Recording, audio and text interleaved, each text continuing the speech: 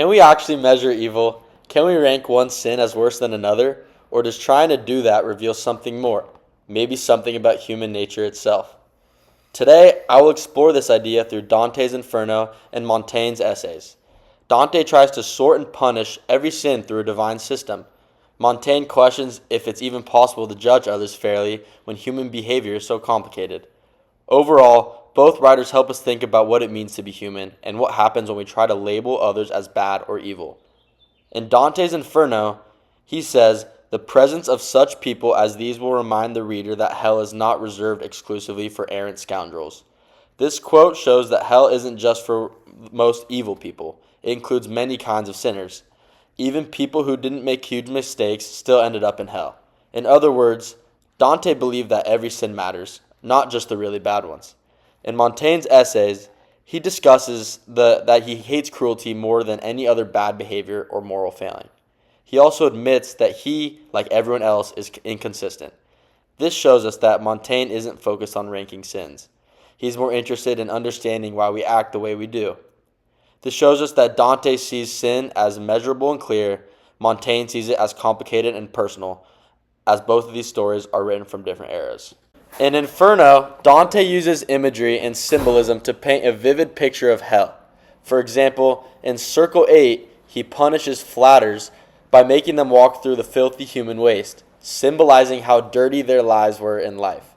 This is a great example of poetic justice. Dante also uses structure, the 9 circles of hell, to show a strict moral system where every sin has a place. Montaigne's style is the opposite. His essays feel more personal, with lots of reflection and digression. He doesn't write it in a clear pattern. His form actually mirrors his message.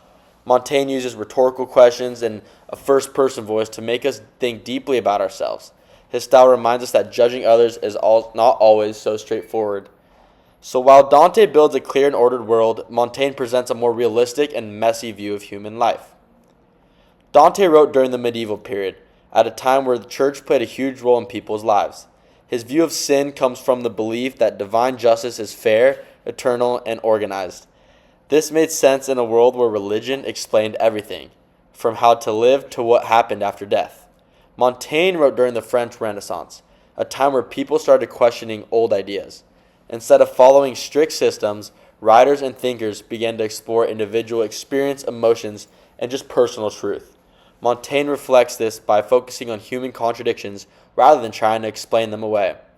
By understanding the time periods, we can better see why Dante trusted a fixed moral system and why Montaigne doubted it.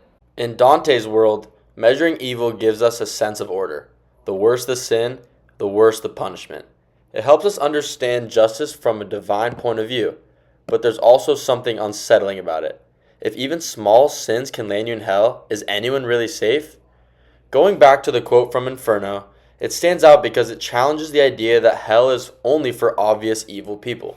The phrase, "such people as these," is vague on purpose. Dante wants us to realize that even people who didn't do anything clearly terrible might still be condemned. It makes us question who we usually think of as bad. The word exclusive also matters. It means hell isn't just for people anyone agrees on, or anyone agrees are awful. It includes people who were passive, who stayed silent, or didn't act like when they should have. Dante is saying that even small acts, or the lack of action, can count as a sin. The phrase errant scoundrels is dramatic. It means people who are completely wicked, but Dante is showing that evil doesn't always look obvious. Someone might not seem like a villain, but still falls short in moral ways that matter deeply. This quote highlights Dante's main message. Every sin matters, not just the big ones. His system is detailed and unforgiving. That's why even lesser sinners have a place in hell. Montaigne, on the other hand, pushes us to think differently. He shows that people aren't always consistent. We might hate a certain action, but still do it to ourselves. This makes judging others harder. His writing asks, should we focus less on punishing sin and more on understanding people? By looking at how both authors treat sin, we see that morality isn't always black and white. Dante believes it can be organized, and Montaigne shows that it's not so simple. So going back to our question, can evil be measured, or does ranking sin expose deeper themes about human nature? I believe evil cannot truly be measured.